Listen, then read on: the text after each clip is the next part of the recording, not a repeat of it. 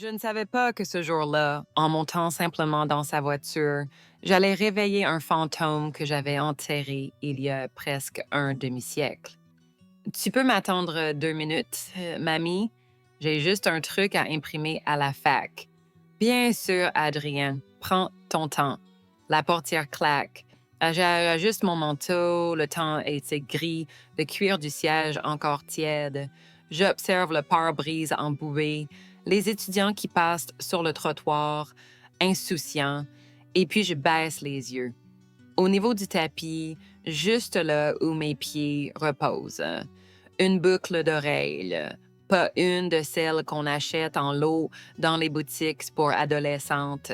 Non, c'est une perle suspendue à un crochet d'or blanc, fin, élégant, travaillé. Et surtout, je la reconnais. Ce n'est pas possible. Je me penche lentement, le cœur battant trop fort pour mon âge. Mes doigts tremblent en la ramassant. C'est exactement la même. Même perle noire, même torsade autour du sertissage. Et je sais que je l'ai déjà tenue dans ma main. Une nuit. Une nuit de 1978. Je sens mes jambes faiblir. La voiture tangue sous mon poids quand je me redresse. Je serre ce bijou si fort dans ma main qu'il s'enfonce dans ma paume. Mes yeux restent fixés devant, mais je ne vois plus la rue. Je vois son visage à elle, ses yeux trop brillants et les cris d'Alain. Adrien revient, il monte, attache sa ceinture, parle de l'imprimante capricieuse. Je ne réponds pas. Je garde le poing fermé. Mamie, ça va? Cette boucle, elle appartient à qui? Elle était là par terre. Il jette un coup d'œil distrait, puis fronce légèrement les sourcils. Ah, c'est sûrement à Élodie. Elle a dû la faire tomber l'autre soir. Élodie, répétai-je trop vite. Oui, une file que je vois en ce moment. Je ne réponds pas. La voiture redémarre, mais je ne l'écoute plus. Je n'ai pas entendu ce prénom depuis 45 ans. Je croyais l'avoir effacé comme tout le reste. Le soir, de retour dans ma maison, je monte dans ma chambre. Je m'assieds sur le bord du lit. Mes doigts tracent machinalement le motif de la boucle. Mes pensées tourbillonnent. Je suis vieille, je le sais, mais certaines blessures ne vieillissent pas. Elles attendent, tapissent sous la peau. Je me lève. Je descends à la caisse. Je n'y suis pas allée depuis l'hiver dernier. L'ampoule clignote, l'humidité ronge les murs, mais je sais exactement où chercher. Dans une vieille valise, sous une bâche et un plaid à carreaux, se trouve une boîte en métal cabossée. Je souffle dessus, mes mains tremblent. J'ouvre. Des lettres jaunies, une photo en noir et blanc déchirée au milieu. Et au fond, l'autre boucle d'oreille. Identique. Je les pose côte à côte sur la table. 2 perles noires, 2 crochets torsadés, 2 preuves d'un passé que j'ai tout fait pour faire disparaître. Je monte, referme à clé derrière moi. Je m'assieds dans le silence. Élodie. Ce prénom est un poison, pas parce qu'il est rare, mais parce que je l'ai entendu pour la première fois sur les lèvres de mon mari. La nuit où il ne m'a plus jamais regardée comme sa femme, la nuit où je l'ai perdue, et peut-être aussi la nuit où je l'ai tué. Je croyais avoir effacé cette vie-là, mais la boucle est tombée, et maintenant, tout recommence. Je n'ai presque pas dormi. Quand je ferme les yeux, je revois la cuisine d'antan, le téléphone à cadran qui sonnait toujours à la mauvaise heure, et Alain, mon mari, qui rentrait trop tard, sentant le parfum bon marché et la cigarette. Je me réveille avant l'aube. La maison est silencieuse. Même les murs semblent écouter. Je prépare un café noir sans sucre. Mes mains sont trop agitées pour porter la tasse jusqu'à mes lèvres. Je laisse le liquide refroidir. Sur la table, les 2 boucles d'oreilles me regardent.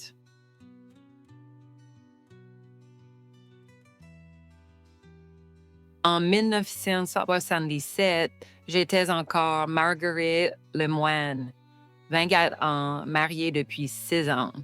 Une robe beige, 2 enfants, une maison modeste en périphérie de Toulouse et un mari dont j'étais follement éprise, Alain. Il était tout pour moi. Bel homme, journaliste local, ambitieux, trop ambitieux. Il rentrait de plus en plus tard, prétextant des réunions ou des dossiers de dernière minute. Je ne posais pas de questions. Je l'aimais, donc je croyais. Puis, un jour, je suis tombée sur une lettre, une vraie, écrite à la main sur un papier parfumé, glissé dans la poche intérieure de sa veste, signée simplement « I ». C'était une lettre d'amour, pas d'une jeune fille naïve. Non, d'une femme sûre d'elle, lucide. Elle connaissait ma présence. Elle disait « Je sais que tu n'oseras jamais lui dire, alors je le ferai pour toi un jour. Tu n'es plus à elle depuis longtemps. » Je suis restée figée, la lettre entre les doigts. Quand il est rentré ce soir-là, je l'ai attendu dans la cuisine, assise, droite comme un clou. Il a vu la lettre posée sur la table. Il n'a pas nié. « Tu fouilles de mes affaires maintenant. » Elle s'appelle comment? Il a soupiré, longtemps. Élodie, et il a baissé les yeux. Le jour suivant, j'ai préparé les affaires des enfants, envoyé notre fils chez ma sœur et je suis allée voir Élodie. Je savais où elle travaillait, une librairie indépendante au centre-ville. Je l'ai observée de l'autre côté de la vitrine pendant plus d'une heure. Elle n'était pas belle, elle était fascinante, plus âgée que moi, plus posée. Elle avait ce genre de calme qu'ont les gens qui croient qu'ils ont déjà gagné. Quand je suis entrée, elle m'a reconnue immédiatement. Pas de surprise dans ses yeux. Elle m'attendait. « Vous devez être Marguerite. » Je n'ai rien dit. J'ai juste posé la lettre sur le comptoir. Elle l'a effleurée, l'a retournée, puis a murmuré « Je ne voulais pas qu'il souffre. Il est malheureux avec vous. » Cette phrase a brisé quelque chose en moi. Pas la jalousie, l'humiliation, le sentiment d'avoir été une parenthèse dans ma propre vie. Je suis partie sans rien dire. Je n'ai rien raconté à personne, pas même à Alain. Mais je suis revenue 3 jours plus tard, avec un couteau de cuisine caché sous mon manteau. Je repose la tasse vide. Mon regard reste accroché à la fenêtre. Adrien ne sait rien. Il croit que son grand-père est mort d'un accident de voiture.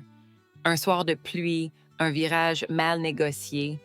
Il n'y a jamais eu d'obsèques, pas de coche, juste un avis de disparition. C'est ce que j'ai raconté à tout le monde. Mais la nuit où Alain est parti, il portait encore l'odeur d'elle sur lui. Et il m'avait regardé droit dans les yeux avant de dire « Je ne peux plus continuer comme c'est cette nuit-là qu'elle avait laissé sa boucle d'oreille. La première. J'ai nettoyé le sang, enterré les souvenirs et j'ai élevé mon fils seul. » Alors, comment cette boucle est-elle revenue dans la voiture d'Adrien? Est-ce que Élodie est encore en vie? Ou est-ce quelqu'un d'autre qui joue avec les restes de mon passé? Je monte dans la chambre d'Adrien. Il n'est pas là. Je fouille, pas pour lui nuire, pour comprendre. Dans son tiroir de chevet, un carnet, des pages griffonnées et un prénom écrit plusieurs fois.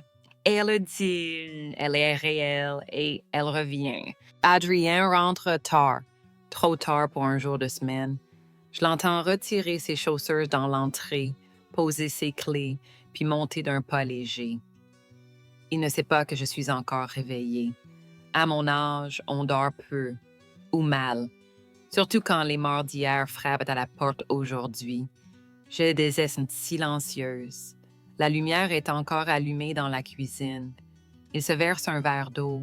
Quand il me voit, il sursaute. « Mamie, tu m'as fait peur. » Je ne dormais pas. Il sourit, un peu gêné. Il est beau, mon petit-fils. Trop bon, trop naïf. « Tu reviens de chez elle? » Je demande. Il hésite, baisse les yeux, puis hoche la tête. « Oui, on a mangé ensemble. Elle m'aide pour un projet. Elle a bossé dans le droit avant. Elle est... » Il cherche ses mots. « Différente. » « Elle a quel âge, Adrienne? » Il me regarde, surpris. « 37. » Pourquoi? Je me retiens de grimacer. Elle a exactement l'âge qu'aurait eu la fille d'Élodie, si elle en avait eu une. « Tu la connais? » demande-t-il, méfiant à présent. Je secoue la tête. Mon mensonge, c'est propre, lisse, automatique. Non, c'est juste que ce prénom me dit quelque chose. Je remonte me coucher, mais je ne ferme pas l'œil. 37 ans.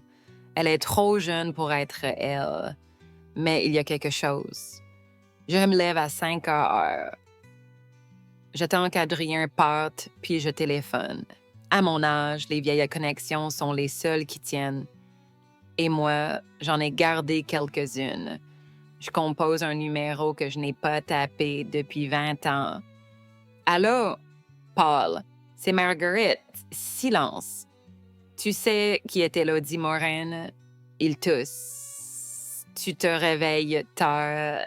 Elle est en vie. On ne meurt pas deux fois, Marguerite. Elle avait juste disparu. Jusqu'à maintenant, je serre le combiné. Elle est avec mon petit-fils. Je sais. Pourquoi tu ne m'as pas prévenu? Un super long comme l'hiver.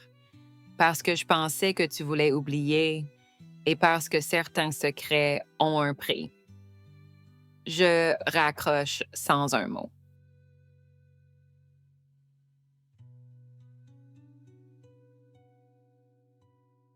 L'après-midi, Adrien rentre avec elle.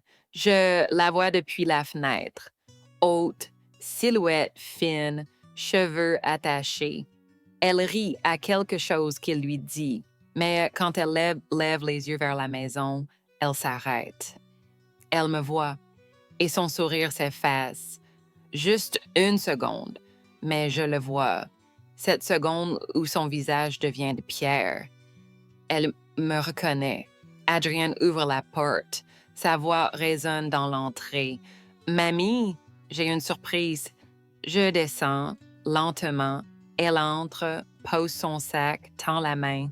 « Bonjour, Madame Lemoine, je suis Élodie. » Je serre sa main. Elle est froide, ferme, contrôlée. Je souris, poli. « Enchantée, Élodie. » Mais en moi, quelque chose hurle. Parce que maintenant, j'en suis sûre. Ce n'est pas une coïncidence. Ce n'est pas une erreur. Ce regard, ce prénom, cette façon de tenir son sac contre elle. Cette femme n'est pas une étrangère. Elle est venue pour moi. Elle reste dîner. Je n'ai pas eu le choix. Adrienne me l'a demandé avec cet enthousiasme sincère qu'ont ceux qui croient encore que le monde est simple, que les intentions sont toujours bonnes. Je cuisine en silence, poulet rôti, gratin dauphinois, salade tiède, des gestes mécaniques. Mes mains bougent, mon esprit est ailleurs. Dans cette cuisine, j'ai pleuré seule pendant des années. Dans cette cuisine, j'ai caché plus de vérité que je n'ai dit de mensonges. Il s'installe à table. Adrien parle, sourit, raconte ses cours, ses projets. Elle l'écoute, hoche la tête, rit doucement. Et parfois, elle me regarde, trop longtemps, trop calmement. Ce n'est pas une femme amoureuse, c'est une femme en mission. « Et vous, Madame Lemoine? » dit-elle en buvant une gorgée de vin. « Que faisiez-vous avant? » Elle sait déjà la réponse, mais elle veut m'obliger à la dire. J'étais institutrice, dis-je, puis mère au foyer. La vie a fait que Je laisse la fin de la phrase se perdre dans l'air. Elle sourit. Un sourire sans dents, un sourire de joueuse. C'est une maison magnifique. Il y a beaucoup d'histoires ici, j'imagine. Oui, beaucoup, dis-je. Certaines qu'on oublie, d'autres qu'on enterre. Nos regards se croisent. Adrienne ne voit rien. Après le repas, elle aide à débarrasser. Seule avec moi dans la cuisine, elle pose une assiette dans l'évier, puis dit, sans me regarder, je dors très mal ces temps-ci. J'ai des souvenirs étranges, des bruits, des odeurs, des arbres. Je ne réponds pas. Et parfois, je rêve d'un jardin avec un vieux rosier, un rosier planté près d'un mur. Il y a quelque chose dessous. Je la fixe. Je ne crois pas aux rêves. Dit. Yeah! Elle se tourne enfin vers moi. Son regard est calme. Trop calme. Moi non plus. Mais je crois aux vérités qu'on enterre et qui remontent tôt ou tard. Elle essuie ses mains sur le torchon, me le tend avec un geste trop précis, puis sort rejoindre Adrien. Et je reste seule. Le cœur bat trop fort, le rosier, le mur. Je monte au grenier. C'est là que j'ai caché la vieille pelle, celle que j'avais utilisée la nuit où Alain a disparu. Je l'avais nettoyée, huilée, enveloppée dans une bâche, mais je ne l'ai jamais jetée. Je la prends, je descends dans le jardin. Le rosier est toujours là. Immense, vieux, rugueux, ses branches s'étendent comme des bras osseux. Il a fleuri 3 fois cet été, personne ne sait pourquoi. Je plante la pelle dans la terre, juste derrière. Je creuse lentement. Au bout de 30 minutes, le métal heurte quelque chose. Un son sourd, pas une pierre, un coffret, vieux, de bois noirci. Je le reconnais. C'est Alain qui l'avait acheté quelques jours avant. Je le remonte, le pose sur l'herbe. Je l'ouvre. Dedans, une montre cassée, une lettre pliée, un foulard taché et un objet en plastique. Une barrette d'enfant, rouge. Je la prends dans mes mains. Et je comprends. Ce n'était pas juste une maîtresse. Elodie avait une fille. Et cette fille, c'est elle. Le lendemain, je passe la matinée à regarder Adrienne comme si c'était la dernière fois. Il ne remarque rien. Il me parle d'un mémoire à rendre, d'un professeur qui manque de pédagogie, de ce facture-tu à payer. Il me parle avec cette légèreté que je lui ai donnée. Cette insouciance-là, je l'ai construite pour lui, pierre par pierre, mensonge par mensonge. Mais elle est en train de tout fissurer.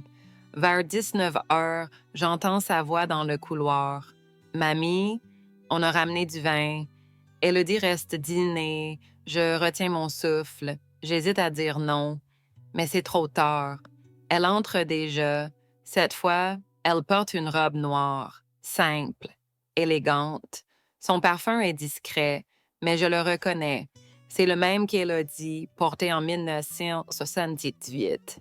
Je m'en souviens parce que je l'ai senti sur la veste d'Alain. Cette nuit-là, je serre les dents. « Bonsoir, Marguerite », dit-elle avec douceur. Je me suis permis de prendre une bouteille. Un Crozes Hermitage. Je crois que ça va bien avec la viande rouge. Elle a fait ses recherches. Adrien se frotte les mains. Tout heureux.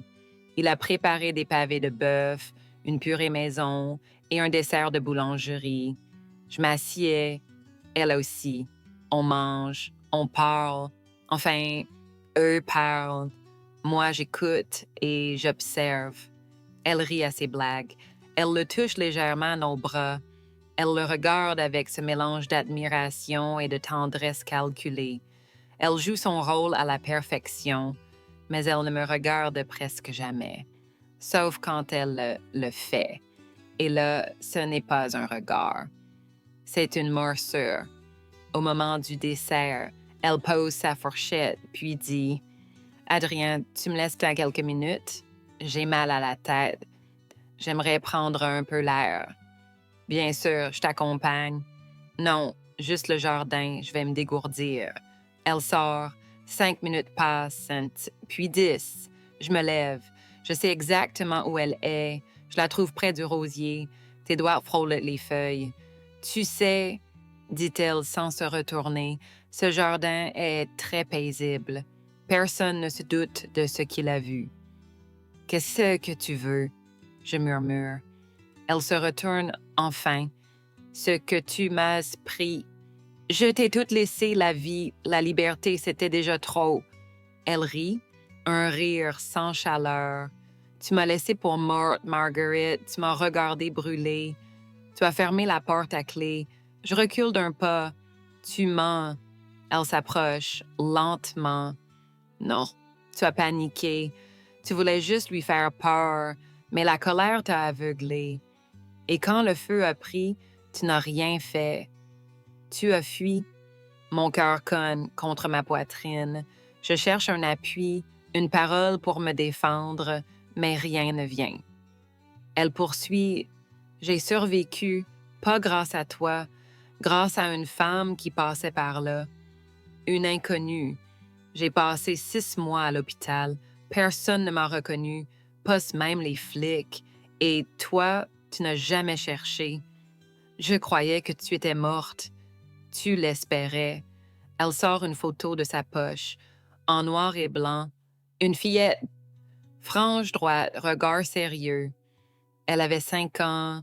Elle a grandi sans moi, placée, ballottée de foyer en foyer. Moi, j'étais incapable de la récupérer. Trop instable, trop cassée. Et toi, tu vivais tranquillement, ici, avec ton fils, avec ton silence. Ce n'était pas tranquille, dis-je. Tu crois que j'ai dormi la nuit? Tu crois que j'ai oublié? Non, mais tu as continué, tu as fait semblant. Moi, j'ai vécu dans l'ombre, à reconstruire un visage, une histoire, une identité. J'ai changé de nom, j'ai effacé Lucie, je suis devenue Élodie. Et maintenant, j'ai trouvé la faille. Elle s'avance encore. Adrien, je serre les poings. Ne t'approche pas de lui. Elle sourit. Trop tard. Elle se penche. Quelle une feuille de rosier. Tu as enterré un homme ici, peut-être 2, peut-être juste toi-même. Mais moi, j'ai survécu et je suis revenue. Elle s'éloigne tranquillement, comme si rien ne s'était dit. Je reste là, seule sous le rosier. Et je comprends, le passé n'est pas revenu et n'était jamais parti. La nuit est tombée sur le jardin comme une couverture trop lourde. Je reste dehors longtemps après son départ, les pieds dans la terre encore retournés, le regard figé sur les tiges noueuses du rosier. Ma poitrine se soulève en silence. Je n'ai plus la force de pleurer. Pas ce soir, pas après ça. Elle sait. Elle m'a regardée comme une femme qui ne veut pas justice, mais réparation. Je remonte lentement. Adrien est déjà dans sa chambre. La lumière est encore allumée sous la porte. Il est probablement sur son ordinateur, en train de revoir ses notes de droit ou d'échanger des messages avec elle. Je m'arrête devant la porte. J'hésite à frapper. Mais que pourrais-je dire? Que la femme qu'il fréquente est un fantôme revenu me hanter. Que cette histoire ne le concerne pas. Ce serait un mensonge. Elle l'a choisi. Lui. Je vais me coucher. Ou plutôt, je m'allonge, les yeux ouverts, les bras tendus le long du corps, comme dans un cercueil. J'écoute chaque bruit de la maison, les poutres qui craquent, les tuyaux qui sifflent, le frigo qui ronronne. À un moment, j'entends ses pas à lui, puis sa porte qui s'ouvre, puis le silence. Elle n'est plus là. Elle est rentrée chez elle. Ou alors elle est restée quelque part, cachée dans l'ombre. Je me lève à nouveau, je descends dans le salon. Sur la commode, il y a une vieille boîte en bois que je n'ai pas ouverte depuis des années. À l'intérieur, une clé, toute petite, usée, celle du coffre de la banque. J'y ai conservé peu de choses.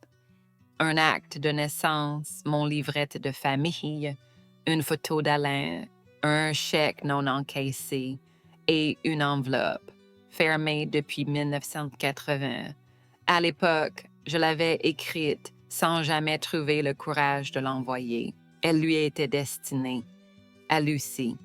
Je m'assieds dans le canapé, j'allume la lampe de lecture.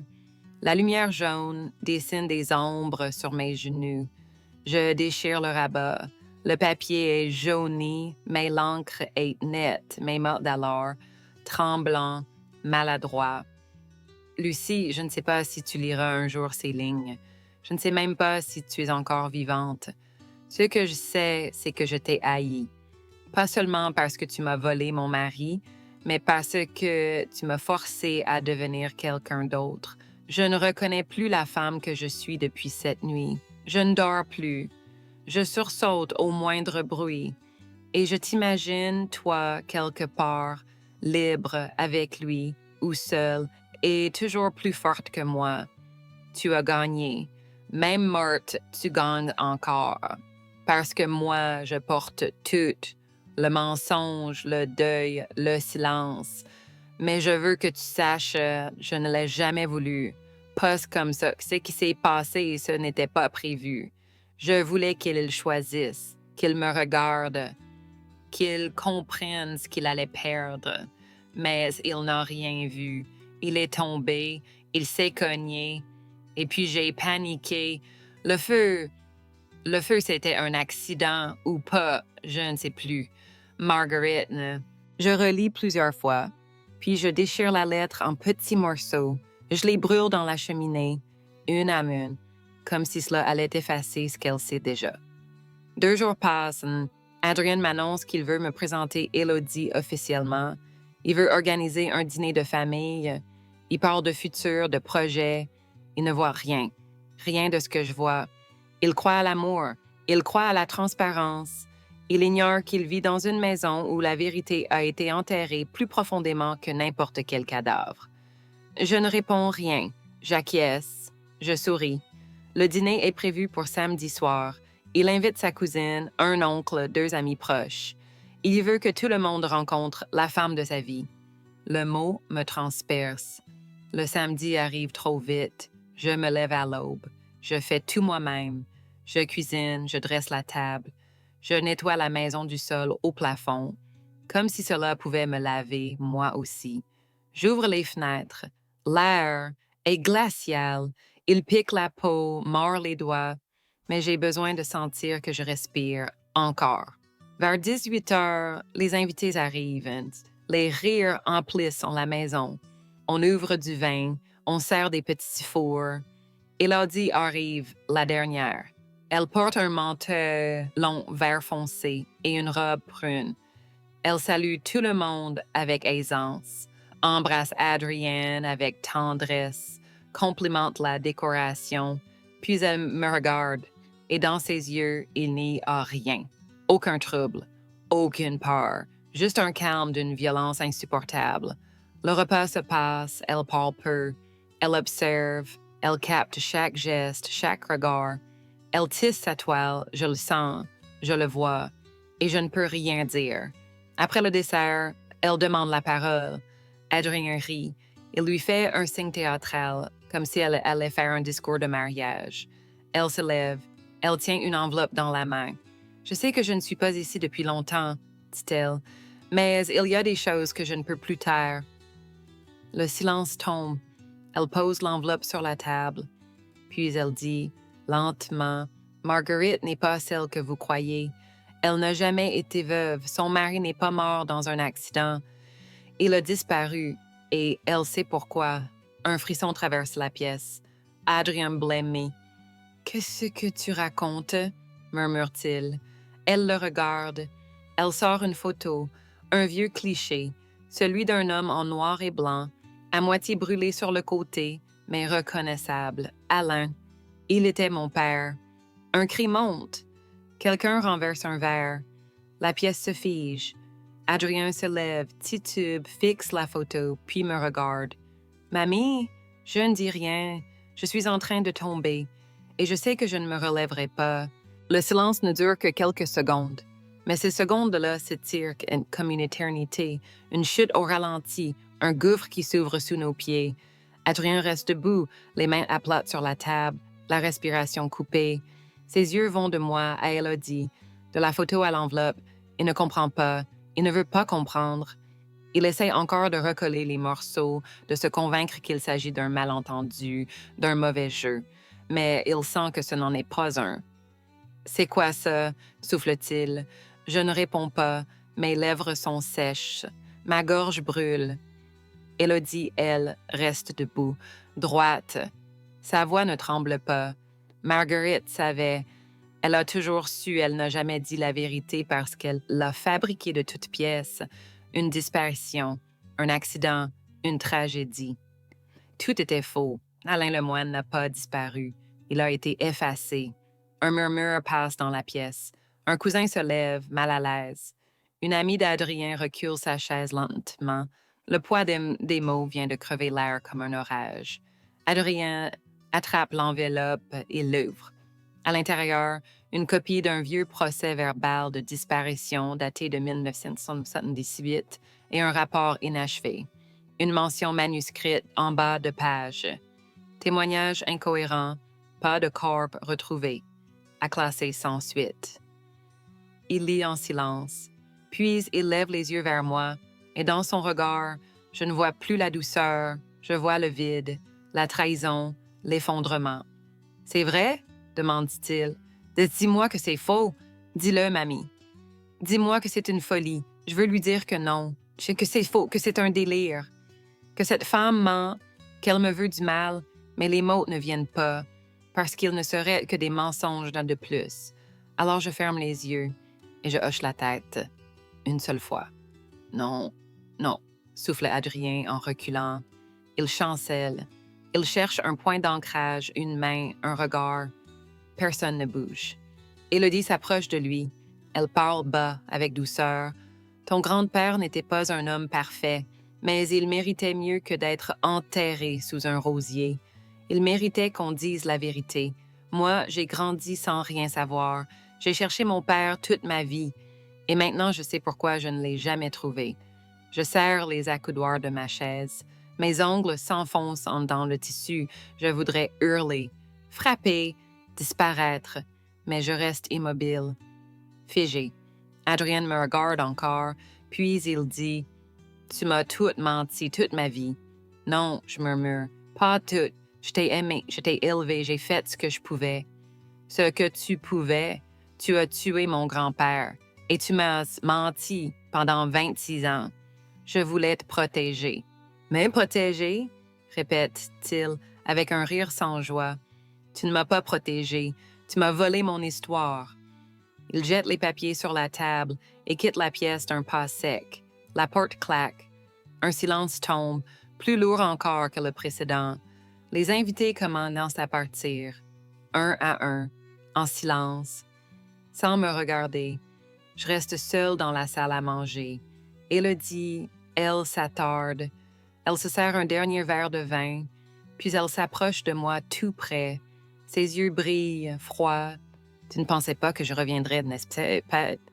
Tu n'es pas revenu pour lui, dis-je. Tu es revenu pour me détruire. » Elle incline la tête, un sourire très léger aux lèvres. « Non, Marguerite, tu t'es détruite toute seule. Moi, je n'ai fait que t'offrir un miroir. » Elle pose son verre et s'éloigne sans un mot de plus. Le lendemain matin, une voiture banalisée était garée devant la maison. 2 agents en civil frappent à la porte. Ils sont polis. Ils montrent un mandat. Je n'essaie pas de résister. Ils veulent fouiller le jardin. Je sais pourquoi. Je les conduis moi-même jusqu'au rosier. Ils commencent à creuser. Je ne regarde pas. Je retourne dans la maison. Je m'assois sur le canapé, les mains jointes. 1 heure passe, puis 2, puis un des hommes entre. « Madame Lemoine? » Je lève les yeux. « Nous avons trouvé un coffret contenant des effets personnels. Nous allons devoir vous emmener pour une déposition. J'acquiesce, je monte prendre un manteau, je regarde une dernière fois ma maison, le couloir, le cadre avec la photo d'Adrien enfant, le tapis usé devant la porte. Puis je sors, et le passé m'attend sur le trottoir. Le commissariat est le même qu'autrefois, ou presque. Des peintures plus fraîches, des néons plus froids. Mais l'odeur n'a pas changé, un mélange de poussière, de plastique et d'humiliation. On me fait asseoir dans une petite salle sans fenêtre. Une caméra est fixée dans un coin, discrète mais allumée. On me propose de lire, je refuse. Mes mains sont posées à plat sur la table. Je les garde bien droites. Je refuse de trembler. J'ai trop attendu pour céder maintenant. Un inspecteur entre. Il a une soixantaine d'années, un visage fatigué. Il pose un dossier devant lui, l'ouvre, mais ne l'effleure pas encore. « Bonjour, Madame Lemoine, je suis l'inspecteur Bourdin, retraité depuis 6 ans. Mais ce dossier, c'est le mien. Et je suis revenu parce que j'ai attendu toute ma carrière que quelqu'un me rappelle sur cette affaire. Je le fixe. Je me tais. Il pose une photo sur la table. La même que celle qu'Élodie a montrée à Adrien. Alain, en noir et blanc, l'œil rieur, une cigarette à la main. Il avait 33 ans. Vous le reconnaissez? Je ferme les yeux. Oh oui? Vous avez déclaré sa disparition le 7 février 1978. Vous avez dit qu'il n'était pas rentré d'une soirée avec des collègues. Vous avez pleuré dans mon bureau. Vous avez raconté qu'il n'avait pas l'habitude de disparaître, qu'il aimait trop son fils pour partir comme ça. Je rouvre les yeux. C'était vrai. Il hausse un sourcil. Vraiment? Je ne réponds pas. Il sort un autre document. Le rapport d'autopsie partielle, les objets retrouvés sous le rosier, une montre brisée, une lettre, des fragments de tissu. Nous n'avons pas encore tout identifié, mais la montre porte ses initiales et les analyses préliminaires confirment la présence d'ADN compatible avec son profil génétique, reconstitué à partir des archives hospitalières. Je baisse la tête. Il poursuit. Alors voilà, vous pouvez garder le silence, mais vous ne pouvez plus nier. Il était là depuis le début, dans votre jardin, sous ce rosier que vous arrosiez tous les étés. Je lève les yeux vers lui. Mon regard est calme. Je n'ai jamais voulu le tuer. Mais vous l'avez fait, je ne dis rien. Il soupire, referme le dossier lentement. Vous avez droit à un avocat. Nous allons devoir vous placer en garde à vue. Mais étant donné votre âge, votre état de santé et le fait que vous n'êtes pas considéré comme un danger immédiat, la juge d'instruction propose une mise en liberté sous contrôle judiciaire. Je hoche la tête. Une fois, pas plus. La nouvelle fait le tour du quartier en moins d'un jour. Une voisine me croise au marché, détourne les yeux. Une autre prétend ne pas me voir. Même la boulangère, que je connais depuis 30 ans, me sert sans un mot. Je rentre chez moi. Seul. Adrien ne répond pas à mes appels, ni à mes messages. Il a quitté l'appartement qu'il occupait au-dessus de la librairie universitaire. Sa cousine m'a dit qu'il s'était réfugié chez un ami, loin, peut-être même à Paris. Il ne veut plus entendre parler de moi. Je ne peux pas lui en vouloir. Je passe mes journées à nettoyer, à classer, à jeter, comme si ranger l'extérieur allait me permettre d'ordonner l'intérieur. Mais rien ne s'ordonne. Le soir, je m'assieds dans la véranda. Je regarde le jardin. Le trou a été rebouché. Le rosier est là, sec, noirci, comme s'il savait. Je reçois une lettre, manuscrite, pliée proprement, sans adresse de retour. Une seule phrase tracée à l'encre noire. Il est temps de dire ce que tu n'as jamais dit. Pas de signature, mais je sais de qui elle vient. Alors je décide. Je rédige une lettre, une longue lettre. Je parle de tout, du mariage, de l'amour, de la trahison, de la colère, du feu, de cette nuit où rien ne s'est passé comme prévu, du silence qui a suivi, des années passées à faire semblant, à élever mon fils dans un mensonge, à fabriquer pour Adrien une vie solide. Même si les fondations m'étaient pourries, je ne demande pas pardon, je ne supplie pas, je raconte. Puis j'envoie des invitations à toute ma famille pour un dîner. le dernier, chez moi, un samedi soir. Ils viennent, tous, même ceux qui ne venaient plus, même ceux qui n'ont jamais cru à mon histoire, même ceux qui me regardent comme un monstre. Adrien, lui, n'est pas là, mais j'ai gardé une place pour lui. À la fin du repas, je me lève, je lis ma lettre. Ma voix est droite, mes mains ne tremblent pas. Je dis, je ne vous demande pas de me croire, ni de me pardonner.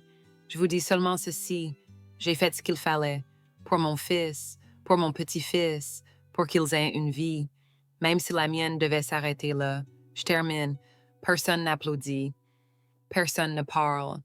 Ils se lèvent. Ils partent. Un à un. Je reste seule. Encore une fois.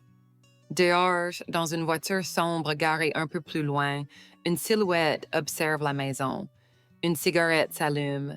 La braise éclaire un visage. Élodie. Elle décroche son téléphone. C'est fait, murmure-t-elle. Puis elle raccroche et elle sourit.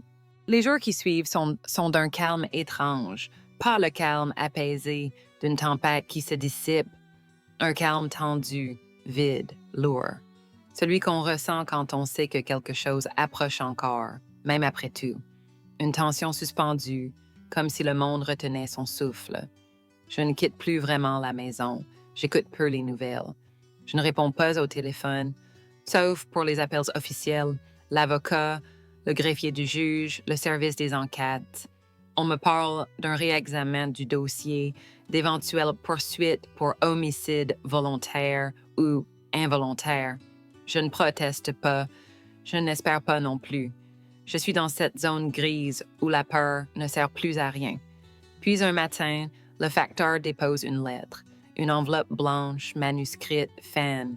L'écriture est ronde, soignée. C'est celle d'Adrien. Je reste un moment à la fixer, debout, sans bouger, les doigts serrés autour du papier, comme si je craignais de le déchirer, rien qu'en le tenant. Je m'assieds enfin, je l'ouvre. Mamie, j'ai lu ta lettre, plusieurs fois.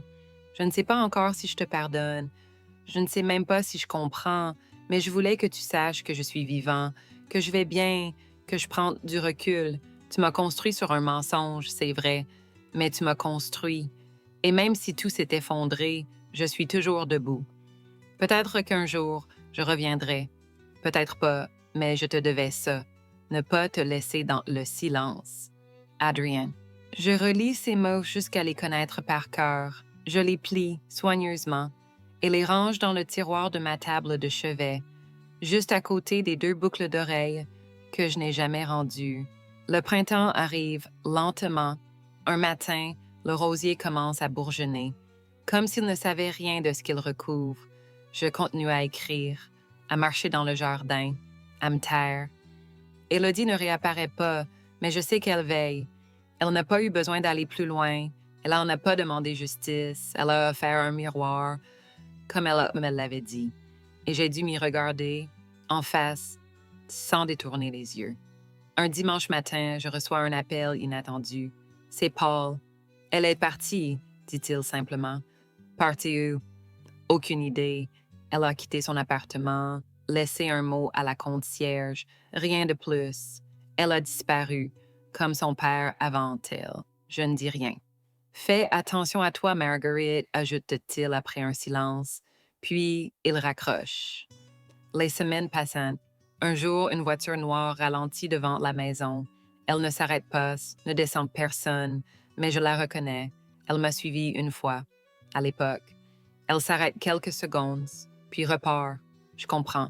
Elle n'a pas fini, elle a juste recommencé. Quelque part, une autre vie s'effondrera bientôt. Un autre secret sera déterré. C'est ce qu'elle fait. Elle ne tue pas. Elle ne frappe pas. Elle observe. Elle attend. Et quand le bon moment vient, elle agit, en silence, avec précision. Je ne la reverrai peut-être jamais, mais je sais qu'elle existe, qu'elle veille, qu'elle se souvient. Et moi, je ne dors plus.